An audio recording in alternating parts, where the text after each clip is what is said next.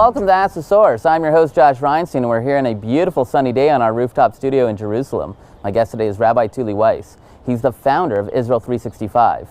Rabbi Weisz, thank you for being on the show. Thanks for having me. Rabbi, tell our viewers a little bit about what is Israel 365. Israel 365 is a newsletter. It's an inspirational message from Jerusalem that goes out every day to 300,000 people around the world. And this is really exciting. You're also the editor of the New Israel Bible. Tell our viewers about that. So we just came out and just published the Israel Bible. We've been working on it for a long time, many years actually, and it's the first Bible. It's groundbreaking in that it is the only Bible exclusively dedicated to the land of Israel, the people of Israel, and the God of Israel. Explain that a little more. How does it differ from the Jewish Standard Press Bible?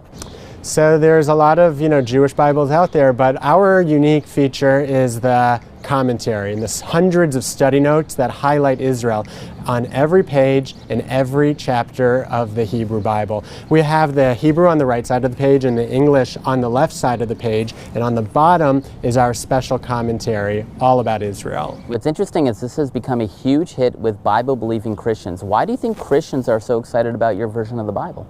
So it's a fascinating history. Christians have only been studying the Bible for themselves for 500 years, and we've been studying the Bible in Hebrew since God gave it to us, since God gave it to Moses. And so our traditional understanding, the Hebrew meaning of the words, is very rich. And so now, as more and more Christians are connecting with what's happening in Israel and the prophecy that is being fulfilled here in the land, tons of Christians, millions of Christians, as you know, as many of your listeners and viewers are interested in connecting with the Hebrew and the Hebrew roots of the Bible.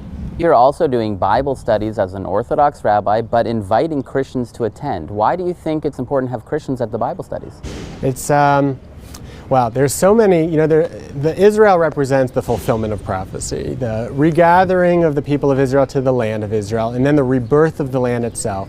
The last stage in the fulfillment of prophecy, the last stage of redemption, is when Jews and non-Jews are going to be recognizing God together and studying the Torah together. That's what it says in Isaiah 2, that in the end of days, all the nations are going to flock and stream up to this holy mountain and are going to say, "Come, let us study, teach us the Torah. From Zion shall come forth the Torah and the word of God from Jerusalem." And that is what's happening today. So we're just trying to bring that forward. And the Knesset, our Bible study every month at the Knesset, is the greatest, I think, in our time, fulfillment of that prophecy. What's really interesting to me is that you have a news site and you also have a way of teaching the Bible. And I've always said that if you can't read the Bible, then you can't read the newspaper because it doesn't match up. How do you see the Bible being fulfilled through news today?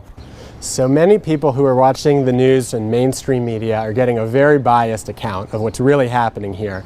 And so our perspective on breaking Israel news is the biblical perspective. If you really want to understand what's happening in Jerusalem, you can't go back to 1967 or to 1948. You got to go all the way back to when King David purchased the land thousands of years ago. So breaking Israel news is always trying to frame what's happening here in the land from a biblical perspective.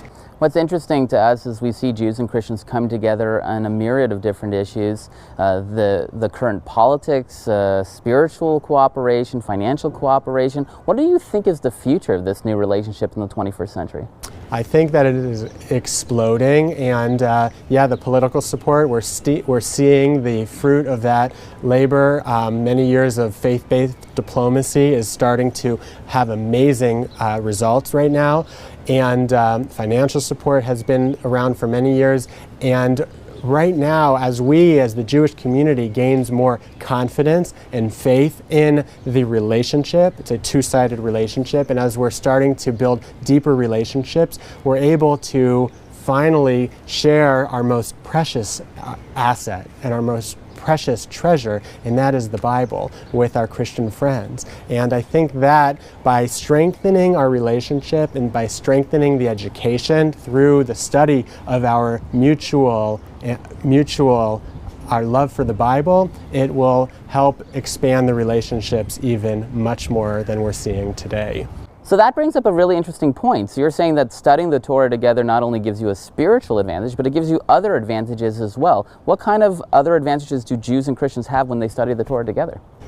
The Bible has been the source of friction and divisiveness between Jews and Christians throughout our history. We have the Old Testament and they have the New Testament. And now, finally, the Bible is becoming the source of unity between Jews and Christians, exactly like God had intended. Well, one of the things that we see is that mainstream Christians who believe in replacement theology, is actually moving farther away from Israel. Do you think that the work that you're doing through the Bible and the Bible studies can bring those churches into the fold, or is this strictly for Bible-believing Christians?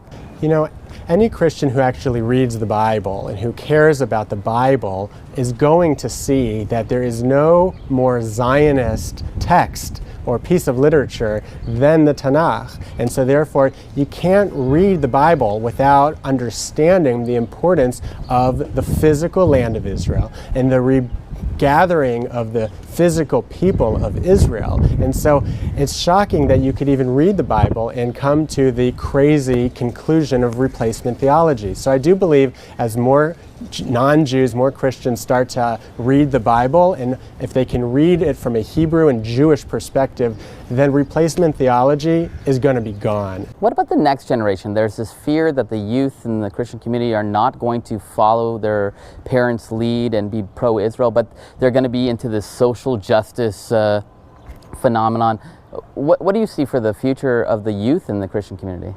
We're seeing a lot of exciting trends in the young millennial generation as well. There's Christian birthright groups that are coming here with the Bible, and they're trying to understand how to put things in perspective. And when they come here for themselves and see what's actually happening for themselves and not what they're watching on the media, they understand that they've been fed a series of lies. And Israel's so beautiful, and if you want to support social justice, you're going to support the state of Israel. Absolutely. There are literally tens of millions of people watching this show. What message do you have for our viewing audience? If you're looking to explore the Hebrew roots of the Bible and to understand it from a Jewish perspective, so check out the Israel Bible. It's available on our website, theisraelbible.com. You could get it also at Amazon. Thanks, Rabbi, for being on the show, and thank you for tuning in to Ask the Source. I'm your host, Josh Reinstein. Now back to the studio.